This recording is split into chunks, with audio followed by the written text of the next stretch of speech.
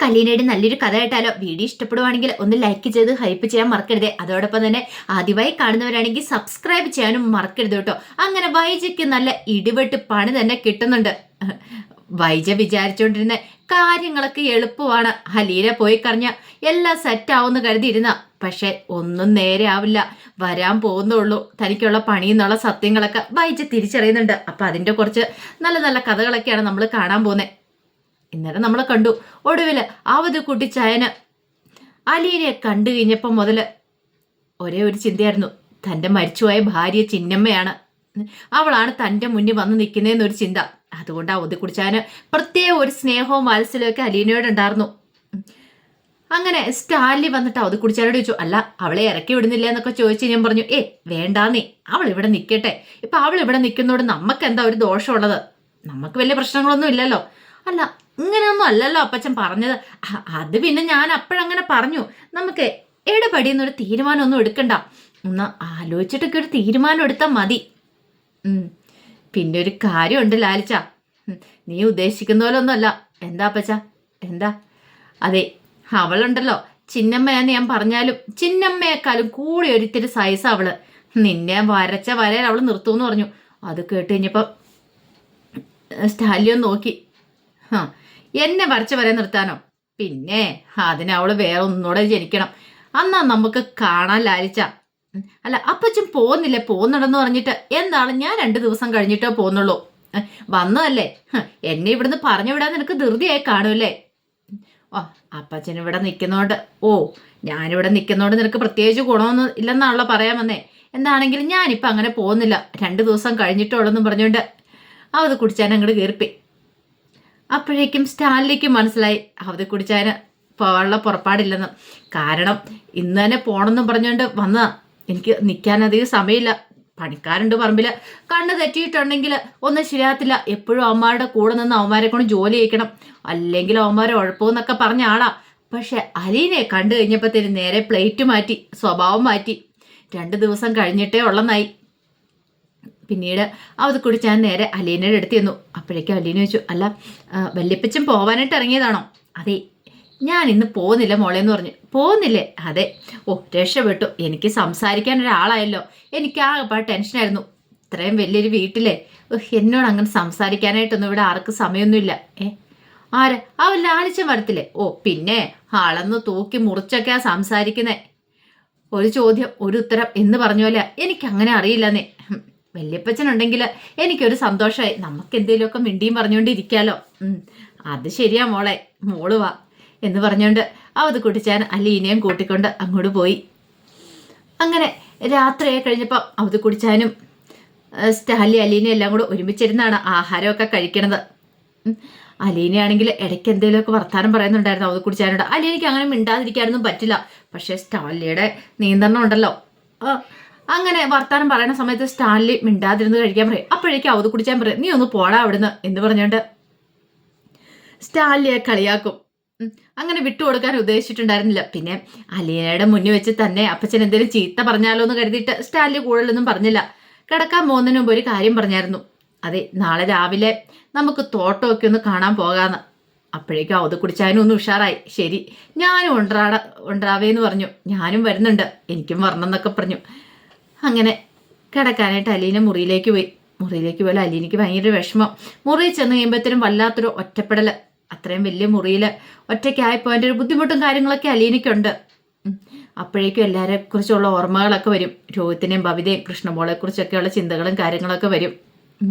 അങ്ങനെ അന്നത്തെ ഒരു രാത്രി അങ്ങോട്ട് കഴിഞ്ഞുപോയി. പിറ്റേ ദിവസം രാവിലെ കൃഷ്ണമോളും ബബിത എഴുന്നേറ്റു. സ്കൂളിലും കോളേജിലും പോകണമല്ലോ. അങ്ങനെ അതിന് വേണ്ടിയിട്ട് രാവിലെ അടുക്കള കയറി തകൃതിയായിട്ടുള്ള പണിയാണ്.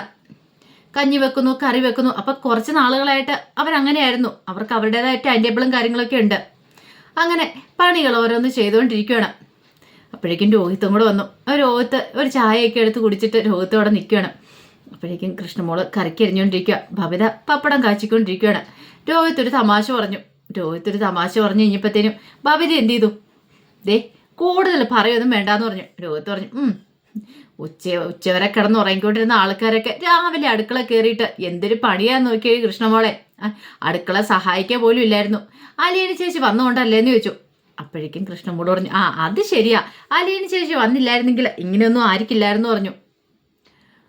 അപ്പോഴേക്കുമാണ് വൈജയന്തി എഴുന്നേക്കുന്നത്.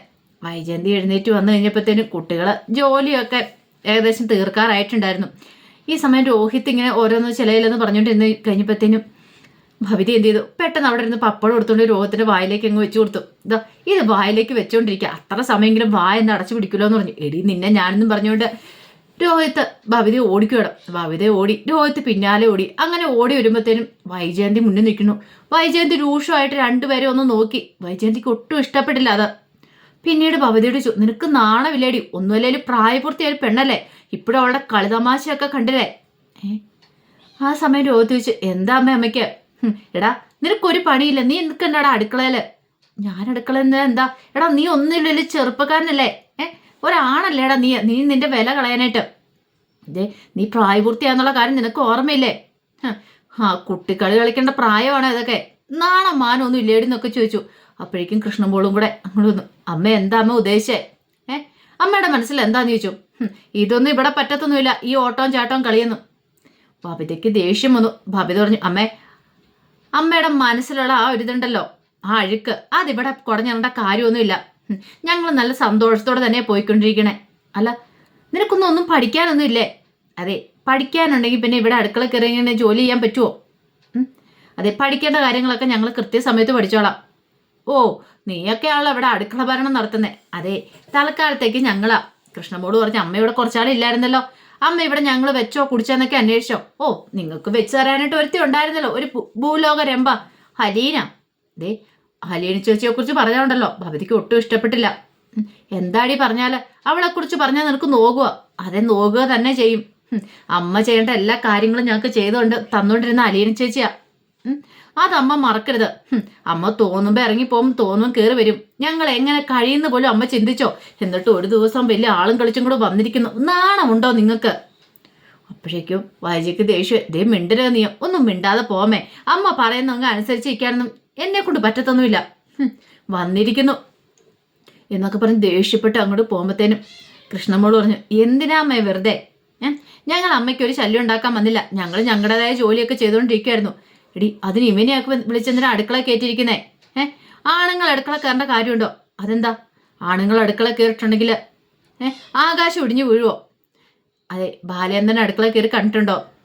അത് അച്ഛനെ അമ്മ കയറ്റാത്തോണ്ടല്ലേ, അല്ലെങ്കിൽ അമ്മയുടെ കൂടെ ആരാ അടുക്കള കയറുന്നേ? അല്ലെങ്കിലും അമ്മ പോലും അടുക്കള കയറാറില്ലല്ലോ, ഇവിടെ ജോലിക്കാരിയായിരുന്നല്ലോ കാര്യങ്ങളൊക്കെ ചെയ്തോണ്ടിരുന്നേ.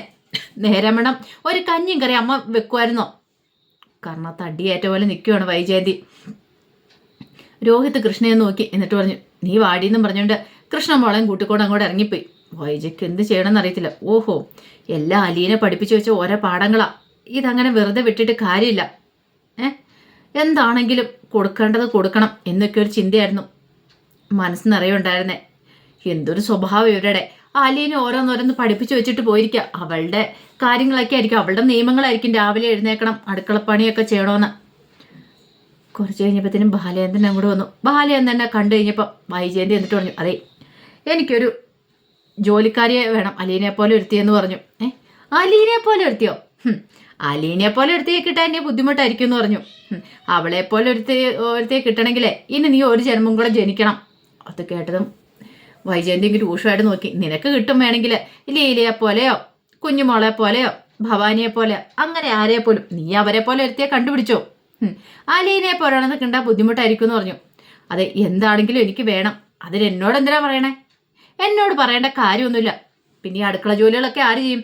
അതെ നീ ഇവിടെ ഇല്ലായിരുന്ന സമയത്തും ഇവിടുത്തെ ജോലികളൊക്കെ നല്ല കൃത്യമായിട്ട് ചെയ്തുകൊണ്ടിരുന്നേ. അതിനിപ്പം ജോലിക്കാരുടെ ആവശ്യമൊന്നും ഇല്ലായിരുന്നു. ഇപ്പം നിനക്കാണല്ലോ ജോലിക്കാരുടെ ആവശ്യം വേണം നിർബന്ധം. എന്നെ കൊണ്ട് പറ്റില്ല. നീ ചെയ്യണ്ട. ഇവിടെ കുട്ടികളുണ്ടല്ലോ, അവർ ചെയ്തോളും. അവർ നല്ല ഭംഗിക്ക് ചോറും കറികളൊക്കെ വെച്ച് തന്നോളും. അതെ അവർക്ക് ഇവിടെ പഠിക്കാനൊക്കെ ഉണ്ട്, അവരങ്ങനെ അടുക്കള കയറി ജോലി ചെയ്യേണ്ട കാര്യമൊന്നുമില്ല. എങ്കിൽ പിന്നെ എന്താന്ന് വെച്ചാൽ നീ ചെയ്യുക, എന്നോട് ചോദിക്കാൻ വരുമൊന്നും വേണ്ട. അവൾ ജോലിക്കാരിയെ അന്വേഷിച്ചുകൊണ്ട് വന്നിരിക്കുന്നു. അപ്പൊ ബാലേന്ദ്രൻ ഈ വീടിന്റെ കാര്യത്തിൽ ഒരു ഉത്തരവാദിത്വം ഇല്ലേ? ഉണ്ട്, വീടിന്റെ കാര്യത്തിൽ ഉത്തരവാദിത്വം ഉണ്ട്. എനിക്ക് എൻ്റെ മക്കളുടെ കാര്യത്തിൽ നല്ല ഉത്തരവാദിത്വം ഉണ്ട്. പക്ഷെ നീ പറഞ്ഞ കാര്യത്തിൽ ജോലിക്കാരിയെ കൊണ്ടിട്ട കാര്യമൊന്നും എനിക്കില്ല. അലീനെ കൊണ്ടുവന്നിട്ടെ ഞാൻ നന്നായിട്ട് അനുഭവിച്ച, ഇനി അതിൻ്റെ ആവശ്യമില്ല എന്ന് പറഞ്ഞു. കാരണം തടിയുമായിട്ട് പോലെ വൈജയന്തി നിൽക്കുകയാണ്. അപ്പോഴേക്കും വൈജയന്തി പറഞ്ഞു, ഓഹോ അപ്പം ബാലേന്ദ്രനെ എന്നോട് എതിരിടാൻ തന്നെ തീരുമാനിച്ചിരിക്കുന്നേ. നിന്നോടാ? ഞാനാ? നീ എതിരിടാനായിട്ട് നമുക്കതിനൊരു പ്രധാന ശത്രു വേണ്ടേ? നിന്നെപ്പോലെ ഒരു കീടത്തിനോട് എതിരിട്ടിട്ട് ഞാൻ എന്ത് ചെയ്യാനാ? അതോടെ കേട്ടുകഴിഞ്ഞും വൈജയന്തിക്ക് ഒട്ടും കൂടെ സഹിച്ചില്ല. ബാലേന്ദ്രൻ പറഞ്ഞു, ഇനി ഈ കാര്യം പറഞ്ഞുകൊണ്ട് എൻ്റെ അടുത്തേക്ക് വന്നേക്കല്ലോ. പറഞ്ഞു കേട്ടല്ലോ. എനിക്കതൊന്നും അറിയുകയും വേണ്ടാന്ന് പറഞ്ഞു. നീ കുറച്ച് നാളിവിടെ പോയി കിടന്നു കഴിഞ്ഞപ്പോഴേ ഇവിടുത്തെ കാര്യങ്ങളൊക്കെ നല്ല ഭംഗിയൊക്കെ തന്നെയാ മുന്നോട്ട് പോയിക്കണെന്ന്. ഓ, അപ്പൊ അവളെ പറഞ്ഞു വിട്ടാന് ദേഷ്യമായിരിക്കും അല്ലേ? അവളെ ഇങ്ങോട്ട് തിരിച്ചു കൊണ്ടുവരണമെന്നായിരിക്കും. ഇനി അവളെ ഞാൻ തിരിച്ചു കൊണ്ടുവരാൻ പോകുന്നില്ല. കാരണം അവൾ നല്ല രാജകുമാരിയെ പോലെ അവിടെ ജീവിക്കുന്നേ. പിന്നെ ഇവിടെ വന്ന് അവൾക്ക് ഇനി അടുക്കള ജോലി ചെയ്യേണ്ട കാര്യമില്ലാന്നും പറഞ്ഞുകൊണ്ട് ബാലേന്ദ്രൻ അങ്ങോട്ട് കയറിപ്പോയി. ഒട്ടും ഇഷ്ടപ്പെട്ടില്ല വൈജയ്ക്ക്. കാരണം തടിയേറ്റ പോലെ വൈജ ഇങ്ങനെ നിൽക്കുക.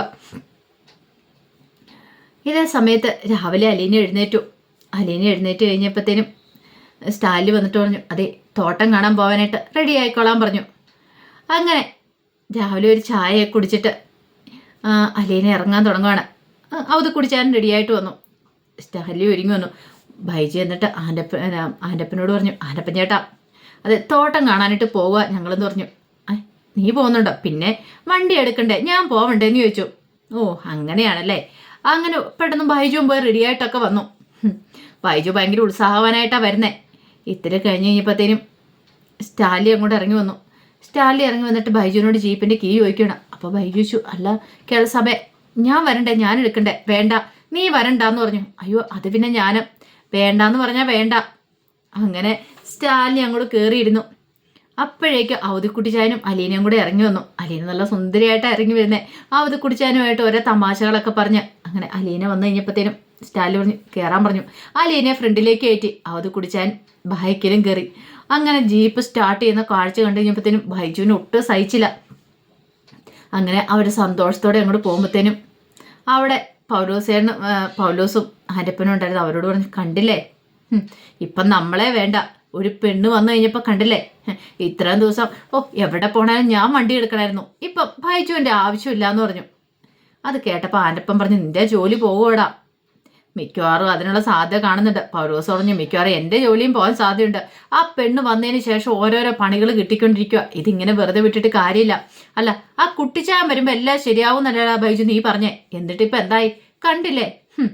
ഇപ്പം കേണൽ സാബിനേക്കാളും കൂടുതൽ കാര്യമായിട്ട് ആ പെണ്ണിനെ നോക്കുന്ന കുട്ടിച്ചായനാ. ഇപ്പം കുട്ടിച്ചായൻ വന്നു കഴിഞ്ഞിട്ടുണ്ടെങ്കിൽ അവളെ ഇവിടുന്ന് ഓടിക്കുമെന്ന് പറഞ്ഞിട്ട് ഫോണും വിളിപ്പിച്ചെല്ലാം നീയാണ്. എന്നിട്ടിപ്പോൾ ഒന്നും നടന്നില്ല. ആ ഒരു വിഷമം ഉണ്ടായിരുന്നു പൗലോസിൻ്റെ വാക്കുകളിൽ. ബൈജു പറഞ്ഞു, എന്ത് ചെയ്യാൻ പറ്റും? ഇനി ഒരേ ഒരു മാർഗം എന്ന് പറഞ്ഞിട്ടുണ്ടെങ്കിൽ അത് കേണൽ സാബിൻ്റെ ഭാര്യയും മക്കളും വരണം. അവർ കാര്യങ്ങളൊക്കെ അറിയണം. അവർ വന്നാൽ മാത്രമേ കാര്യങ്ങളൊക്കെ ശരിയാവുള്ളൂ എന്ന് പറഞ്ഞു. അതിനുവേണ്ടി നമുക്ക് എന്തെങ്കിലും ഒന്ന് ചെയ്യണമെന്ന് പറഞ്ഞു. ഇതേ സമയം തോട്ടം കാണാനായിട്ട് പോകുന്ന സമയത്ത് അത് കുടിച്ചാൻ ഓരോ കാര്യങ്ങളൊക്കെ പറയുന്നുണ്ട്. അത് കേട്ടിരിക്കുമ്പോൾ അല്ലേനെ ചിരിക്കുന്നുണ്ട്. സ്റ്റാലിക്ക് ഭയങ്കര ഗൗരവമാണ് പൊതുവെ. പക്ഷേങ്കിൽ അവരുടെ ആ കുസൃത്തരങ്ങളും കാര്യങ്ങളൊക്കെ കണ്ടു കഴിയുമ്പോഴത്തേനും സ്റ്റാലിക്കും ഇടയ്ക്കിടയ്ക്ക് ചിരി വരുന്നുണ്ടായിരുന്നു. എത്ര ഗൗരവം പിടിച്ചിരുന്നാലും ഇടയ്ക്ക് സ്റ്റാലിക്കും ചിരിക്കാണ്ട് വരുന്നുണ്ട്. അലീനെ അത് ശ്രദ്ധിക്കുകയും ചെയ്യുന്നുണ്ടായിരുന്നു. ആ കഥകളൊക്കെയാണ് നമ്മൾ കാണാനായിട്ട് പോകുന്നത്. ആ വിശേഷങ്ങൾക്കായി നമുക്ക് എല്ലാവർക്കും കാത്തിരിക്കാം കേട്ടോ. ഒരിക്കൽ കൂടി എല്ലാവർക്കും ശുഭരാത്രി നേർന്നോടെ നിർത്തുന്നു. നന്ദി.